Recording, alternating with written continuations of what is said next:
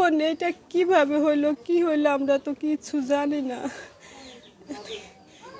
এটার একটা সুষ্ঠু তদন্ত দরকার যে কিভাবে ঘটনাটা ঘটলো বা কি হইলো। হাঁটতে গেছে আবুর হাইটে আসছে এবং সুরাইয়ারে দেখছে যেখানে উঠান ঝাড়ু দিতেছে। রাজবাড়ীতে সোরাইয়া আক্তার নামে এক অন্তঃসত্ত্বা গৃহবধূকে বটি দিয়ে গলা কেটে হত্যা করেছে দুর্বৃত্তরা। শুক্রবার ভোরে রাজবাড়ীর সদর উপজেলার শহীদুহাপুর ইউনিয়নের ধুলদি জয়পুর গ্রামে এই ঘটনা ঘটে। নিহত ওই গৃহবধূ সোরাইয়া আক্তার ধুলদি জয়পুর গ্রামের রেজাউল ইসলামের স্ত্রী।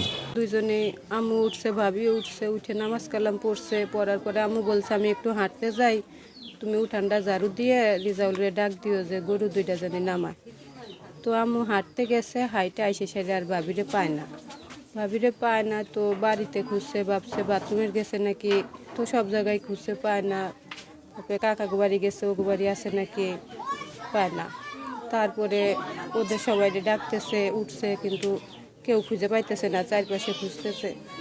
পরে হইলো খোঁজাখুঁজির মুহূর্তেই মানে আম্মু এক সময় দেখতেছে যে গায়ের কাপড় দেখা যায়, তখন হইলো ওরা গিয়েছে সবাই, যাই তাড়াতাড়ি হাসপাতালে নিবে করে নামাইছে। পরে দেখা যায় এই পর্যন্তই। নিহতের ভাসুর মিজানুর রহমান জানান, ভোরে সোরাইয়া ঘুম থেকে উঠে তার শাশুড়ির সাথে ফজরের নামাজ আদায় করে। এরপর তার শাশুড়ি প্রতিদিনের ন্যায় হাঁটতে বের হয় আর সোরাইয়া উঠান ঝাড়ু দিতে থাকে। পরিবারের অন্য সদস্যরা তখন ঘুমেছিল। শাশুড়ি হাঁটা শেষ করে এসে সোরাইয়াকে খুঁজতে থাকে। পরে তারা বাড়ির খড়ি রাখার ঘরে তার রক্তাক্ত মরদেহ দেখতে পায়। পরে পুলিশ এসে মরদেহটি উদ্ধার করে। এখন উঠান ঝাড়ু দেওয়ার পর আমাকে সুরাই গই আমরা ওদিকে হয়তো টয়লেটে গেছে বা হয়তো ওয়াশরুমে গেছে। কোথায় খুঁজতে খুঁজতে এই পাশ দিয়ে আমি এই পাশ দিয়ে খুঁজছি, ওই ফার্মের ওই দিক দিয়ে খুঁজতেছি কোনো এই বাইরে পরে বলছে যে এইখানে আছে।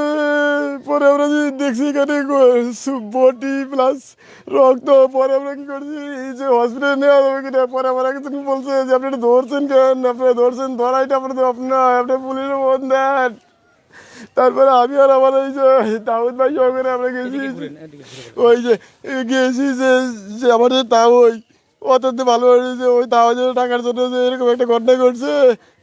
আপনারা আসেন। আপনারা এখন এই ঘটনা কি চান, পুলিশের কাছে কি দাবি একটু বলেন? যে এটা ই করছে তার সঠিক তদন্ত করে উপযুক্ত শাস্তি দাবি করছি।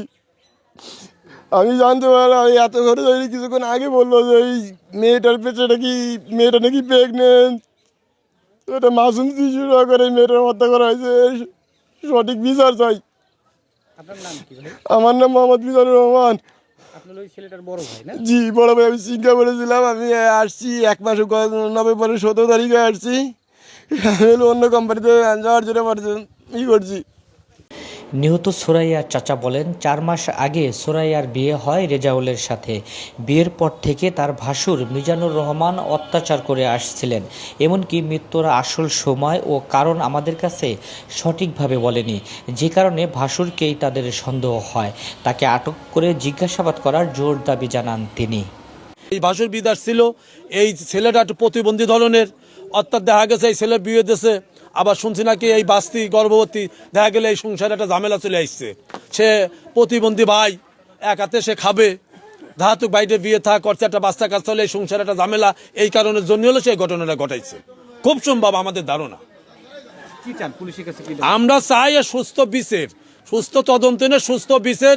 এই মেয়ের বাপটা গরিব মানুষ, অসহায়, তার আগে একটা বিয়ের যোগ্য ছেলে মারা গেছে। হঠাৎ করে এর আগে সেই টেনশনে সে আজকে ধরেন সে একটা প্রতিবন্ধী বাপ হয়ে গেছে, একটা গঙ্গা বাপ হয়ে গেছে এই মেয়ের বাপ। আবার এই একটা ঘটনা, এবং দিনে দুপুরে সকাল 7টার ঘটনা, এইভাবে একটা লোক মারিয়ে ফেলায় দেয় একটা ঘরের ভিতর। আপনারা সবাই দেখতেছেন, এরকম একটা ঘটনা আমার মনে হয় বাংলাদেশ আজ পর্যন্ত ঘটে নাই।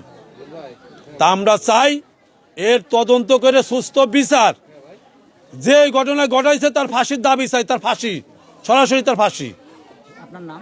আমার নাম মোহাম্মদ ইউনুস মেম্বার। আপনার চাচা? আমের চাচা, কামাল দেয়া বাড়ি। রাজবাড়ী সদর থানার ভারপ্রাপ্ত কর্মকর্তা খন্দকার মিজানুর রহমান বলেন, খবর পেয়ে পুলিশ সদস্যদের ঘটনাস্থলে পাঠানো হয়েছে। এ ব্যাপারে পরবর্তী আইনি পদক্ষেপ চলমান রয়েছে। আমরা আশা করব প্রশাসন এসে এটার সুষ্ঠু একটা তদন্ত করবে এবং তদন্তের মাধ্যমে যারা এটার সাথে জড়িত তাদের সর্বোচ্চ শাস্তি নিশ্চিত করবে। এলাকাবাসী হিসাবে এটা আমাদের চাওয়া।